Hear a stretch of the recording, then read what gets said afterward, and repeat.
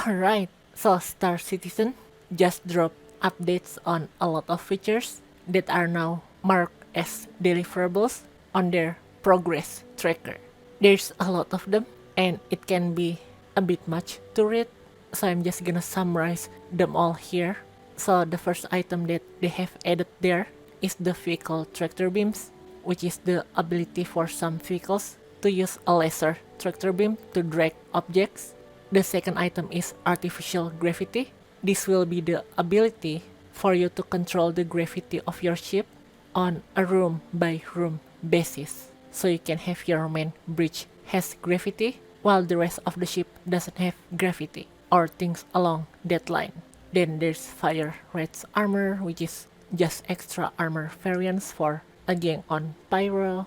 There's one for NPC shopkeeper outfits, which is a new uniform for all the shopkeeper NPCs all around Star Citizen.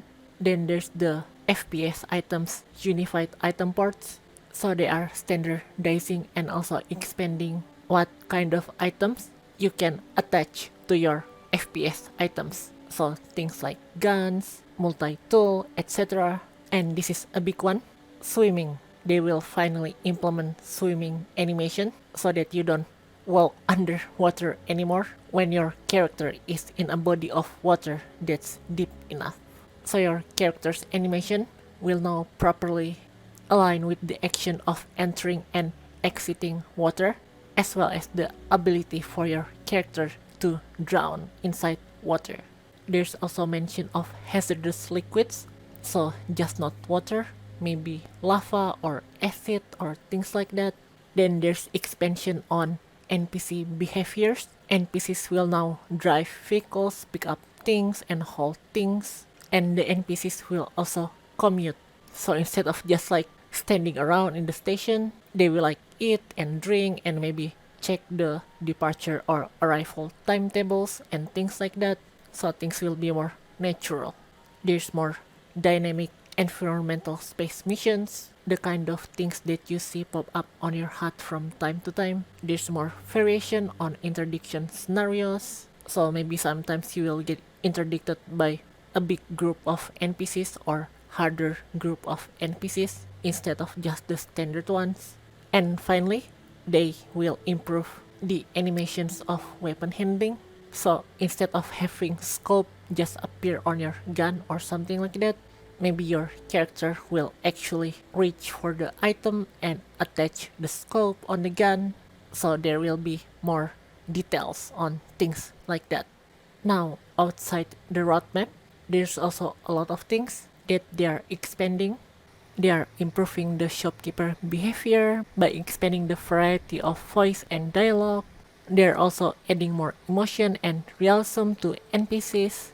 They are improving NPC navigation and locomotion. They are working on NPC and player facial animations.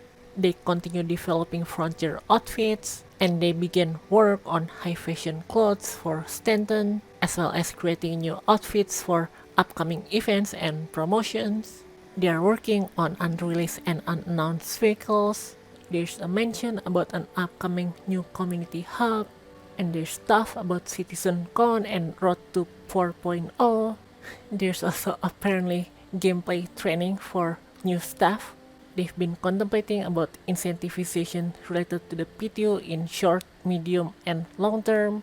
There's update on physics and the renderer and entity stuff, as well as bug fixes for 3.17.2. They fixed issues and added quality of life improvements to Arena Commander and Star Marine. There will be new map and gameplay experience for Arena Commander and Star Marine. There's gonna be longer term improvements to the personal inventory system, so you'll be able to move a large number of items from one inventory to another. And they have added a move all button, so you don't have to move your inventory one by one anymore. There's gonna be fundamental changes to how actor movement synchronization is handled, so animation of characters will be more accurate in terms of how the foot is connected to the ground, and there will be more on that with hand placements.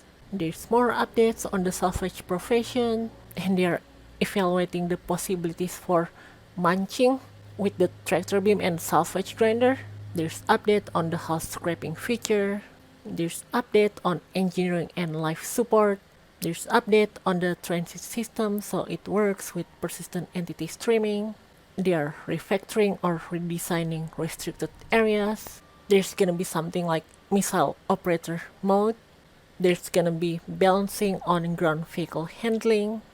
They're reviewing and rebalancing fuel use to improve the refueling experience. There's a lot of updates on the graphics, VFX, programming, and planet tech. So there's a new team of artists who will work on the racetrack that is currently being added on one of the moons. Lorville will be expanded, both the city itself as well as the transit system. There's a new crash site with the 600 IN Mercury derelicts. There will be updates on in-game signs to make it easier for players to orient themselves.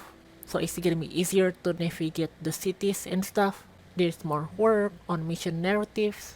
There's an update about the improvements for quality assurance. There's an update on the tools they use for creating environmental stuff to make it easier for the developers to create stuff. There's update on the animation tech that they use, and there's a mention about new character hats. There's an update on a new login flow and bug fixes around that, which they say is necessary to achieve persistent entity streaming. And they also fix the bug which allows players to get another player's marker even though they're not in the same party.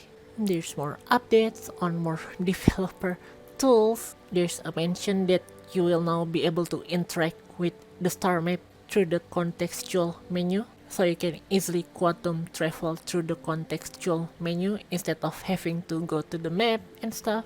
There's some quality of life improvement on the UI. There's a mention about having resizable screens.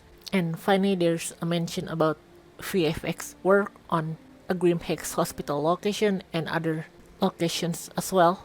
And there's some optimizations work. So yeah, there's a lot of updates all over the place.